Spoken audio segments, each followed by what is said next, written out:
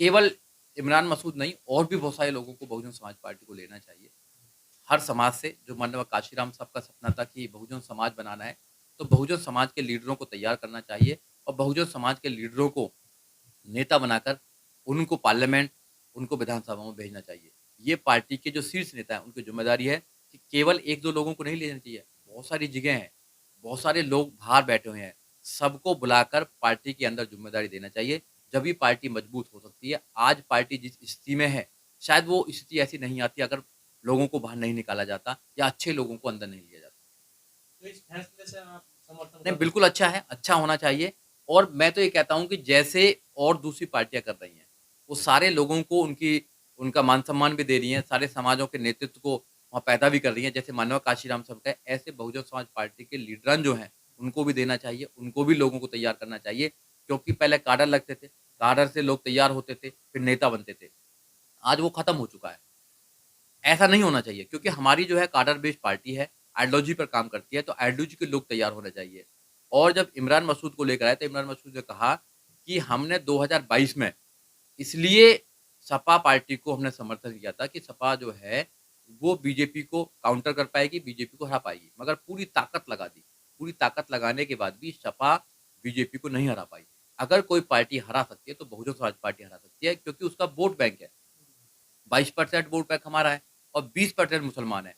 अगर मुस्लिम दलित एक साथ आ जाते हैं और ओबीसी हमको मिल जाता है, तो उत्तर प्रदेश नहीं, पूरे देश में ये समीकरण काम कर सकता है और पूरे देश में हम अपनी सरकार बना सकते हैं और आने वाले समय में हम अपना प्रधानमंत्री बना सकते हैं। तो अच्छा फैसला है, इसका स्वागत करना चाहिए और भी जो नेता है उनको भी आपको अप्रोच करना चाहिए और पार्टी में शामिल करना चाहिए। पश्चिमी उत्तर प्रदेश का बड़ा चेहरा है इमरान मसूद, तो इससे कोई परिवर्तन होगा अब तो? बड़े चेहरा, छोटे चेहरा ये तो पता नहीं मेरे को, मगर उनको लेके अच्छा किया है। ऐसे बड़े-बड़े चेहरों को, चेहरा पार्टी पैदा करती है। जिसको भी पार्टी हाथ रख देती है, तो वही बड़ा चेहरा बन जाता है। कोई बड़ा चेहरा और कोई छोटा चेहरा नहीं होते हैं। ये जमीनी नेता ज कुछ लोगों आजकल के पीछे। आजकल सब पार्टी काम करती है। पार्टी जिसको भी बढ़ाना चाहे उसको बढ़ा, मैन माननीय काशीराम साहब ने जिसके ऊपर हाथ रख दिया, वो नेता बन गया, वो एमपी बन गया, वो एमएलए बन गया, वो विधायक बन गया। नेता के ऊपर डिपेंड करता है कि आप किसको बनाना चाहते हैं। नेता पेट से पैदा नहीं होते, नेता तैयार किए जाते हैं और एक नेता तैयार करने में पूरा जीवन निकल जाता है। नहीं, काढ़ा तैयार किया आपके जाता है। पास तो पश्चिमी उत्तर प्रदेश में ऑलरेडी पहले से है मुनका दलित, तो फिर नहीं, नहीं, इमरान देखो मसूद को देखिए, इतनी बड़ी जिम्मेदारी क्यों दी गई? और भी नेता, एक नेता से काम नहीं चलेगा ना। ये वोटिंग का मामला है, नंबर का गेम है। यहाँ पर हमें बहुत सारे लोग चाहिए, एक नहीं है।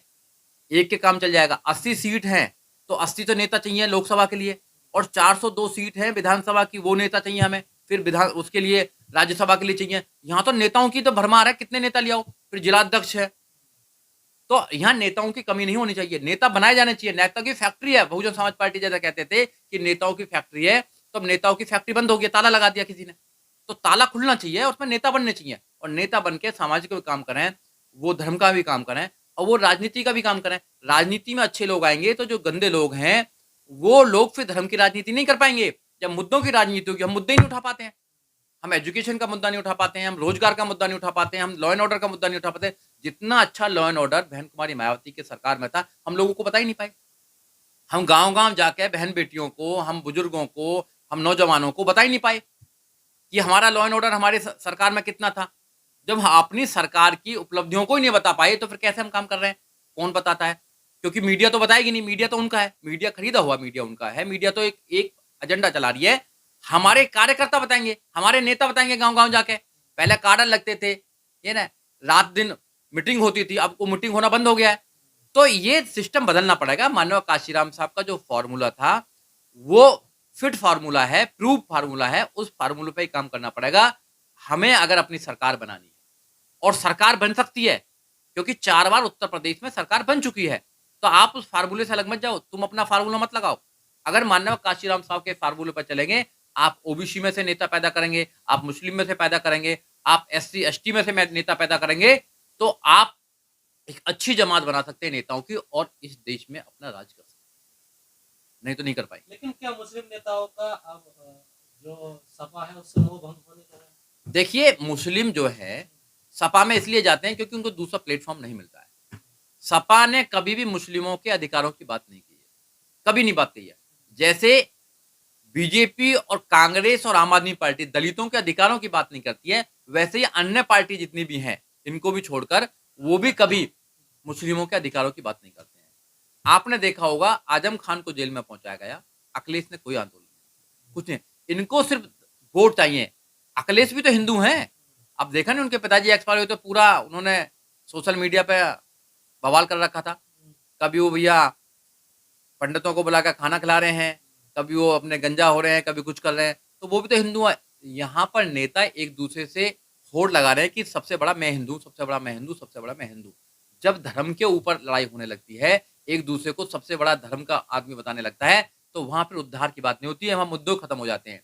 एकमात्र पार्टी बहुजन समाज पार्टी ऐसी है जो किसी धर्म की बात नहीं करती है, किसी देवी देवता की बात नहीं करती है, किसी भगवान की बात नहीं करती है, वो मुद्दों की बात करती है, वो संविधान की बात करती है, वो शिक्षा की बात करती है, वो रोजगार की बात करती है, वो लॉ एंड ऑर्डर की बात करती है, वो मानवता की बात करती है।